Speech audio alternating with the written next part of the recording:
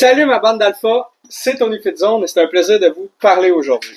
Et aujourd'hui, qu'est-ce qu'on fait? On va parler de powerlifting.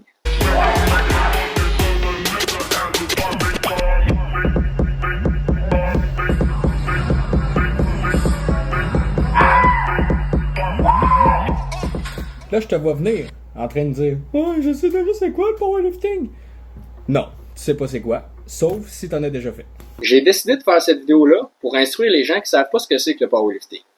Personnellement, je voulais vous montrer mes entraînements que je fais, sauf que si vous savez pas c'est quoi le powerlifting, vous allez mal saisir ce que je veux dire dans mes mots, puis en quoi vraiment est-ce que ça consiste. Donc c'est pour ça qu'on s'informe aujourd'hui sur qu'est-ce que le powerlifting. Le powerlifting, c'est un sport de force où on met l'accent sur la force brute, la technique et la concentration mentale.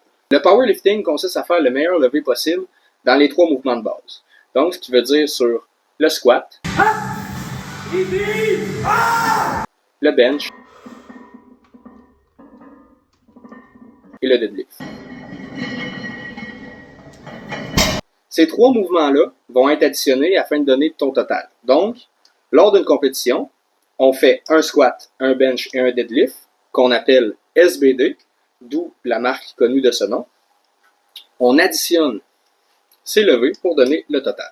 Dans cette vidéo, nous allons aborder 3 aspects. La force brute, la technique et la concentration mentale.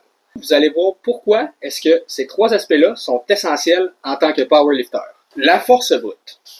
Pourquoi le powerlifting est considéré comme un sport de force? Eh bien, c'est très simple. Le but du powerlifting, c'est de faire le meilleur levé possible dans les 3 mouvements de base, soit le squat, le bench et le deadlift. Là, quand on parle de force brute, on parle pas d'haltérophilie, on parle pas de bodybuilding, on parle pas d'homme fort. C'est tous des sports différents. Le powerlifting, c'en est un. Puis chaque sport d'entraînement, on va tout avoir une approche différente pour le réussir. Le powerlifting, c'est très technique. La technique va beaucoup battre la force. Oui, il faut que tu sois fort, il faut que tu crées ton muscle. Mais quand tu as une bonne technique, quand tu as une belle forme, la technique va toujours gagner sur la force. Ce qu'il faut savoir avec le powerlifting, même si c'est un sport de compétition, qu'il y a beaucoup de records qui peuvent être établis, que c'est assez grand, malgré tout, ça devient de plus en plus populaire par les gens. Faut savoir que le powerlifting, c'est pas un sport que tu dois faire si tu veux compétitionner du monde. Il va plutôt te tourner vers du bodybuilding, je dirais. Tu sais, t'es vraiment contre d'autres personnes. En powerlifting, c'est pas comme ça que ça fonctionne pour ma part. Je pense qu'il y a plusieurs personnes aussi qui vont penser comme moi. Le powerlifting, c'est toi contre toi. Je m'explique. Disons que tu as des records à ton actif. On va faire ça comme ça. Si tu arrives à la compétition pour battre les autres, ça fonctionnera pas. Parce que tu vas jamais pouvoir être plus fort que quelqu'un qui va être plus lourd que toi, qui va être plus expérimenté. Pourquoi est-ce que je dis que le powerlifting, c'est un sport personnel, soit c'est toi contre toi? C'est parce que tu peux pas compétitionner les autres dans ce sport-là parce que c'est très complexe.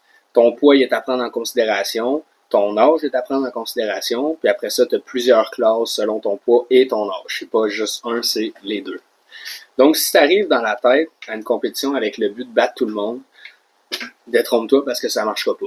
C'est triste à dire, mais c'est comme ça. Le powerlifting, tu arrives là, puis qu'est-ce que tu veux faire? C'est battre ton année précédente.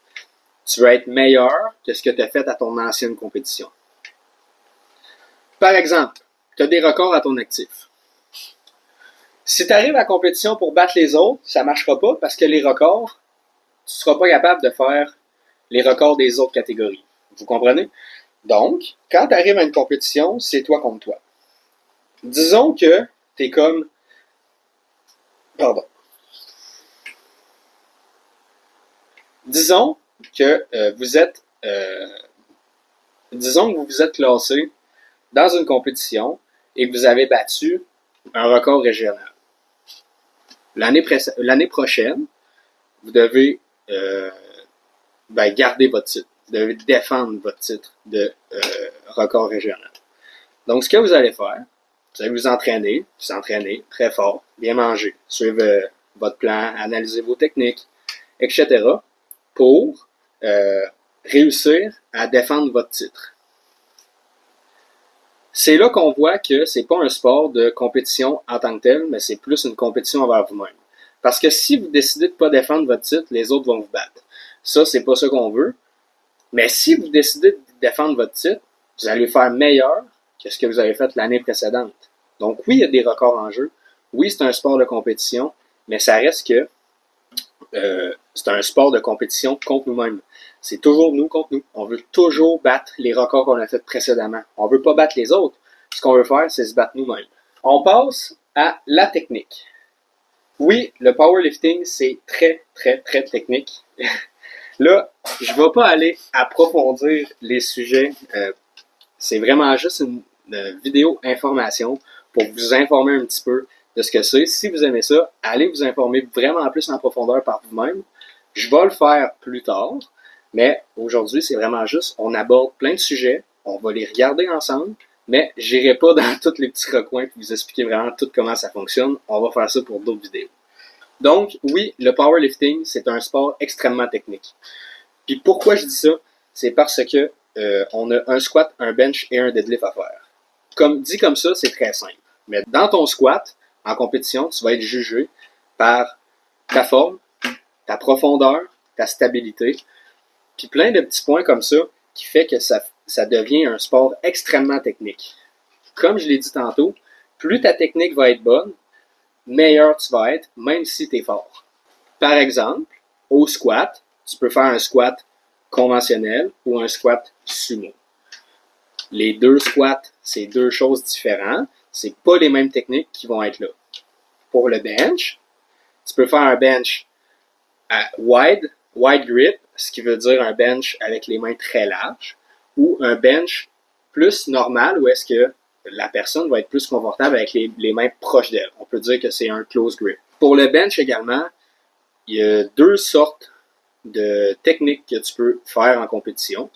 Il y a le soft touch, comme de Panache, il fait si bien, ou le rebound touch, ça consiste vraiment à aller faire un rebound, un rebond sur la cage thoracique. La plupart des gens qui font ça, c'est parce qu'ils ont beaucoup de misère à s'arquer. Parce qu'au bench, il y en a plusieurs qui s'arquent. Moi, je marque. C'est beaucoup plus facile. On réduit l'amplitude de mouvement qu'on a à faire. Donc, oui, c'est compliqué, mais tous ces points-là, on va les voir ensemble beaucoup plus approfondis. Je veux juste aborder quelques petits sujets. Pour finir, il y a le deadlift. Le deadlift, tu as deux formes possibles. Tu as trois formes possibles. Tu as le conventionnel, qui consiste à avoir les coudes à l'extérieur des genoux. Tu as le semi-sumo, semi-conventionnel. C'est un entre-deux d'un sumo ou d'un conventionnel. C'est vraiment, les pieds vont être vraiment plus proches des coudes, mais tu vas avoir les coudes à l'intérieur. Ou tu as le sumo, que tu as les pieds vraiment plus larges. Tu vas avoir les bras également à l'intérieur. C'est bien beau ces deux positions-là, mais pour le deadlift, je crois que le plus important également, c'est d'avoir une bonne grippe. Parce que si tu n'as pas une bonne grippe, plus ton poids va augmenter, plus tu vas avoir de la misère à le tenir. Puis sachant qu'il y a des règlements à suivre pour les compétitions, on ne peut pas faire n'importe quoi non plus. Maintenant, passons au troisième aspect, la concentration. Vu qu'on vient de voir deux aspects, vous voyez à quel point le powerlifting, c'est plus complexe que sûrement la plupart l'auraient cru.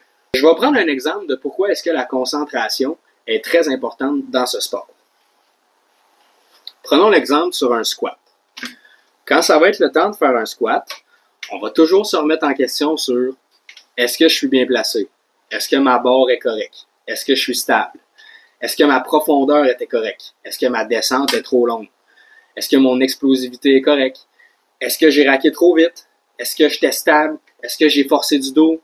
Donc, il y a vraiment beaucoup de choses à penser sur chaque mouvement. C'est pas juste le squat, c'est les trois. En compétition, on est jugé sur trois aspects. Le premier aspect, ça va être la profondeur du squat. Le deuxième aspect, ça va être le verrouillage complet. Et pour finir, le troisième aspect, l'exécution complète. Ces trois aspects-là, on les retrouve en compétition sous forme de lumière. Donc, si vous avez déjà vu des compétitions en live de powerlifting, vous voyez souvent qu'en arrière, il y a 3 lumières. Quand c'est 3 lumières blanches, c'est que les 3 aspects ont été faits. On va aller un petit peu plus en profondeur pour ça. Donc, le premier aspect, la profondeur du squat. Pour savoir si votre squat est correct, en powerlifting, il faut que votre hanche passe sous le haut de votre genou. Je vais mettre une image pour mieux comprendre. Et si ça, c'est réussi, donc, vous avez une bonne profondeur. Le verrouillage complet. Donc, à la fin de chaque mouvement, que ce soit pour un squat, un bench ou un deadlift, on doit verrouiller complètement. Pour un squat, par exemple, on fait notre squat. Quand notre squat est fini, il faut que notre genou soit complètement déplié. Il ne faut pas qu'il soit plié encore. S'il est déplié, malheureusement, on va avoir une lumière rouge. Donc, sur cet aspect-là, on va être en erreur. Sur le bench, la même chose. On bench, quand on revient en haut, on a les bras dépliés. Pour le deadlift, les bras dépliés, on n'a pas les bras pliés, on n'a pas les épaules remontées, on a les bras dépliés, puis on a les épaules reculées. Donc ça, c'est des aspects qui sont vérifiés. Il y a beaucoup de monde autour de vous quand on monte sur la plateforme pour vérifier justement que tous ces aspects-là sont respectés. Pour finir, on a l'exécution contrôlée. L'exécution contrôlée. Ça, c'est quoi? Vous devez montrer au juge que lorsque vous arrivez sur la plateforme, que vous êtes en contrôle de votre de vos poids. Par exemple, un squat, quand on déraque notre squat, il faut arriver là confiant. Il ne faut pas que la barre bouge. Il ne faut pas être stressé. Il faut être stable, en confiance. Puis ça, qu'est-ce qui arrive quand on ne l'est pas? Il y a des risques d'accident, des risques de blessures, parce que oui, les blessures sont très importantes dans ce sport-là malgré tout. Il peut y avoir des grosses blessures qui arrivent subitement pour un mouvement de tête, une célébration, peu importe. C'est vraiment, vraiment dangereux ce qui peut arriver. Donc, le fait d'être stable avec une barre, d'être en confiance, ça réduit beaucoup ces risques-là. Que ce soit des risques pour vous ou des risques pour le personnel. Ensuite, si les juges, ils jugent par eux-mêmes, oui, si les juges, ils jugent, si les juges voient que ces 3 aspects-là ont été respectés, ce qu'ils vont faire, vous allez avoir un lift à 3 blanches. Ce qui est le fun en powerlifting, on a le droit à une marge d'erreur sur 3. Donc, il y a un aspect que si jamais ça se passe moins bien que prévu, ben, vous ne serez pas tant pénalisé parce que votre performance, elle va compter sur votre total. Donc ça, c'est de quoi qui est quand même le fun, malgré le fait que c'est un sport très complexe. Donc oui, pour moi, la concentration mentale, c'est crucial dans l'entraînement. Comme je l'ai dit, je suis pas capable de faire des bons lifts si je suis pas concentré. Il y en a d'autres que oui, mais moi, c'est pas le cas. Donc pour moi, c'est très important la concentration. J'espère que vous avez aimé cette vidéo information. Il va en avoir d'autres, donc n'hésitez pas. Un pouce bleu, on s'abonne, on active la cloche, laissez un petit commentaire, ça me fait super plaisir. Tenez-vous en forme, puis on se voit la semaine prochaine pour une autre vidéo. Ciao tout le monde!